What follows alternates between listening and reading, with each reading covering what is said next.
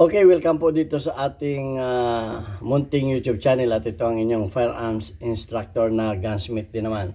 At bago ako bumati at magpasalamat ay gusto ko lang munang basahin ang katanungan ni Jonathan Siriaco.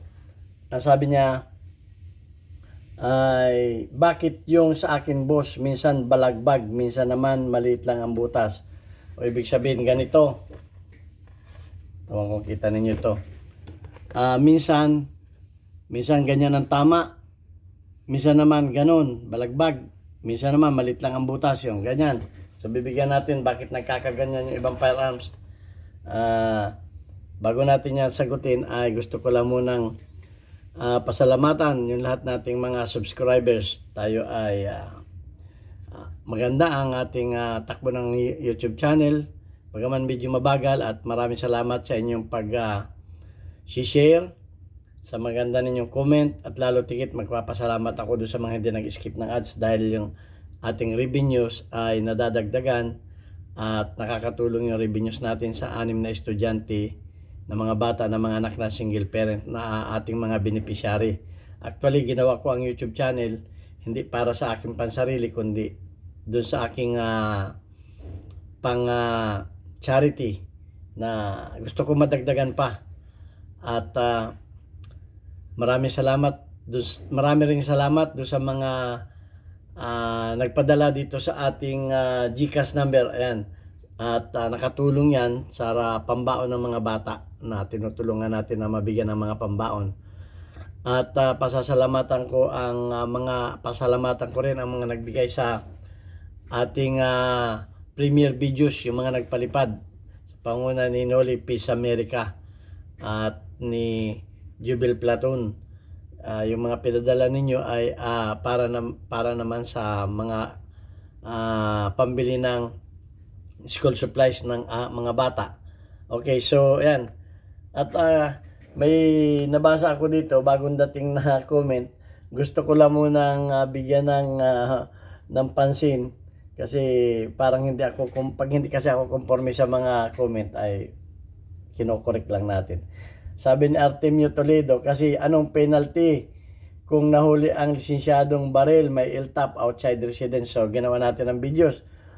Ay nag-react si Artemio, sabi niya tama po, pero pag isang 45 lang ang nahuli, isang baril lang nahuli, may LTAP at license walang PTC, kukuha ka ng magaling na abogado, may tsansa na multa lang kung abogado mo ay magaling. Halimbawa si Attorney Topacio, tuturuan ka kung ano ang sasabihin mo, basta isang baril lang, hindi high power, abogado na ang bahala.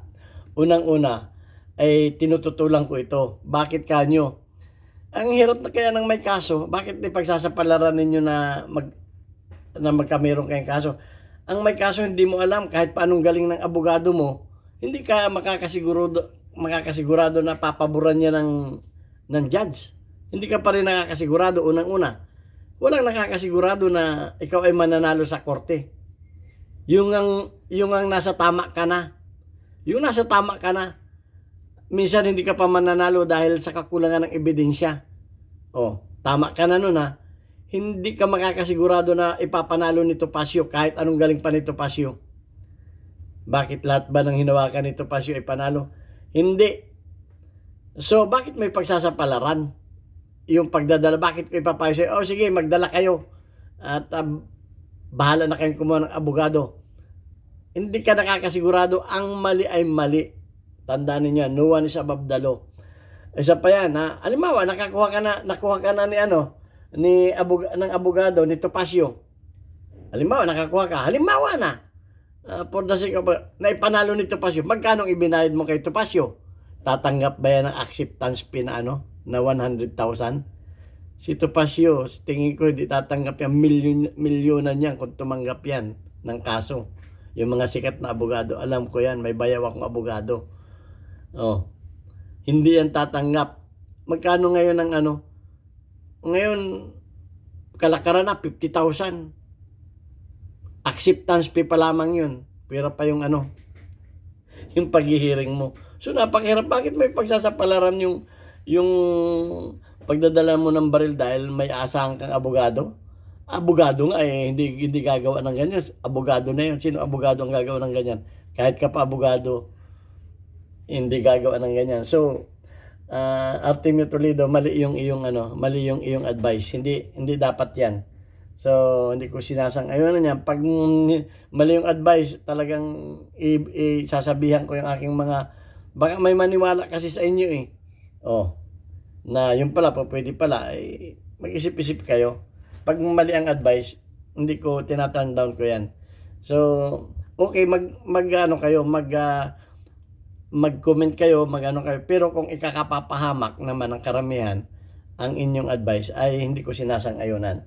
Okay, so, madali lang naman yan. So, ang sa akin, wag na ninyong gawin. Ang mali ay mali. Okay. So, ayan, punta na tayo dito sa ating topic. Dito, bakit daw minsan, ay yung baril niya pag pumutok, ang nagtanong ay sino nagtanong? Ang nagtanong ay si Jonathan Seriaco. O bakit daw yung baril niya minsan ay malit ang butas? Okay naman, minsan naman ay balagbag. Okay, ganito kasi yan. Dalawa lamang ang pinagmumulan niyan. Ingatan ninyo yung mga may firearms tayo dito na walang bala. Ingatan ninyo yung mga crown ng inyong mga barrel. May crown yan. O, ang tawag dyan ng mga machinist ay chamfer. Yan, may crown yan dyan, oh. Yan, oh. Yun yung crown. Yan. Ingatan ninyo yan na wag yan matamaan ng matigas na bagay. Wag yan itututok sa mga matitigas na bagay dahil pag yan ay nagkameron lamang ng kaunting tama yan dyan, yung na yan, itong entrada na to, ay minsan hindi maganda ang takbo ng bala. Mabibreak kasi niya yung yung twist ng bala, yung spinning ng bala. Mabibreak nung dito. So ang magiging niyan ay minsan ay babalagbag, minsan ay hindi. Okay. At yung mga nagtatanong, bakit daw sikip yung bala sa dulo ng baril? Talaga pong sikip yan, hindi man po pwedeng luag yan. Dahil pag luag yan, balagbag. Pag lumuag na yung head na yan dyan, ang sabi po, pwede ba daw itulak? Hindi po pwedeng itulak yan. Kahit pa yan ay lumabas na sa baril, masikip talaga yan. Okay? Dahil yan ay nagkikreate dito ng 1,000 of PSI ng pressure inch per second dito. Sa baril niya, ang pressure niyan dyan, may higit pa na 1,000. So talagang yan ay masikip talaga niya ng mga bala. At pag loose bore na, yan, yun na, lumalabas na yung mga balagbag na bala. Okay, lumalabas na yung mga balagbag na bala. Minsan ay balagbag, minsan ay hindi. Minsan ay okay yung tama niya, minsan ay hindi. Sa dahilan ng pagluwag na yan, ay yung bala niyan ay tumatakbo na ng parang may wiggle na. Kung sa gulong may wiggle na yan. Dahil nga luwag yan dito, lumabas yan ng luwag dito, may wiggle na yan. At minsan pa yan, dahil mahina na yung spin niya, yung groove niya ay kumbaga gas-gas na yung groove niya, hindi na magandang spin ng bala, hindi na yung twist ng bala niya hindi na maganda. So bumabalagbag na yan. Yan ang At bakit naman minsan na hindi? Lalabas yan pagka yung barrel ninyo ay mainit na. Pag nakaputok na kayo ng mga 2-3, kaya sabihin niyo minsan naman ay hindi. O maaring yung malamig pa yung barrel. Maganda pa. Unang putok, maganda pa. Padalawang putok, maganda pa. Patatlo, mainit na yung barrel. Ayan na, lalabas na yung mga balagbag na bala dyan. At yung inyong barrel ay magkakameron na yan ng mga carbon yan, na yan. Dahil nga luwag na yung bala, may iwan na yung carbon dyan sa loob. Dahil kung sikip yung bala mo dyan, pagkada putok niyan, yung naiwang carbon yan ay itutulak ng sunod na bala. Pero kung luwag na yan, may ipon na lang yung carbon dyan. Madali nang umitim yung mga, yung loob ng barrel ninyo dahil luwag na nga. Siyempre, pag luwag na yan, yung carbon yan may iwan na. Pero pag yan ay masikip, pag putok niyan, yung naiwang carbon ng unang pumutok, ilalabas yan nung sumunod na pumutok. So, ganun yan. So, kaya, ulitin ko, dalawa lang ang pinanggagalingan ng ganyang resulta ng putok. Minsan ay balagbag at minsan ay hindi. Pagka nagkameron ng damage yung crown, ang crown na ito kaya yan ay pagka hindi naman ganda, pwede naman ninyong ipare-crown niya sa mga machinist at saka sa mga gunsmith. Sa lathe machine yan ginagawa. Okay, sa lathe machine yan ginagawa. Okay, ako gumagawa niyan. So, merong gumagamit niya ng countersink. Meron namang manual sa lathe machine. Kakayanin na yan. Naka-center lang ng maganda. Okay, so yan ang mga pamamaraan ng pagpapagawa dyan.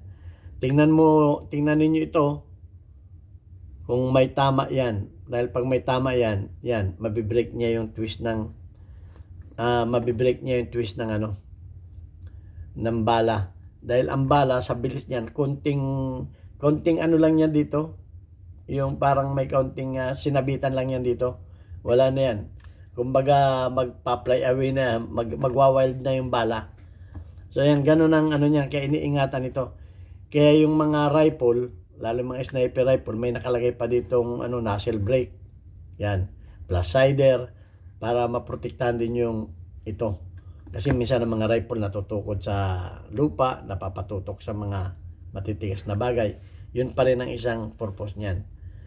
So ingatan ninyo yung mga barrel ninyo at mag-regular kayo ng paglilinis. Okay, may mga videos ako pag naka 50 rounds, pwedeng swab lang. May mga videos tayo diyan. Pwede rin yung paglinis. At hindi ko ina-advise, although tayo ay nababas, hindi ko ina-advise na gumamit kayo ng mga steel wire brush. Hindi ko ina-advise kahit pa yung mga bronze o mga copper brush. Hindi ko rin ina-advise yan. Mas maganda pa rin yung nylon brush lang ang gagamitin. Para sa akin yan. Kung yan naman ang ginagamit nyo, ay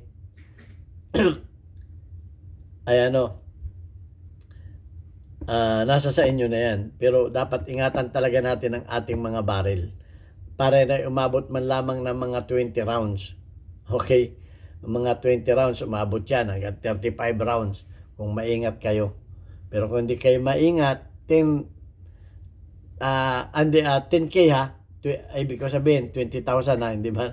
Baka sabihin 20 rounds, sorry mali, disclaimer. Hindi man 20 rounds, 20,000, 20K. Okay, dapat umabot yan. Okay, kung mga 10,000 rounds lang yan, ay lugi pa kayo. Okay, dapat yan paabutin ninyo. Dapat maingat talaga kayo sa mga barrel. Huwag yung kung ano-ano pinapang ninyo ng mga matitigas na bakal na makakasira ng barrel.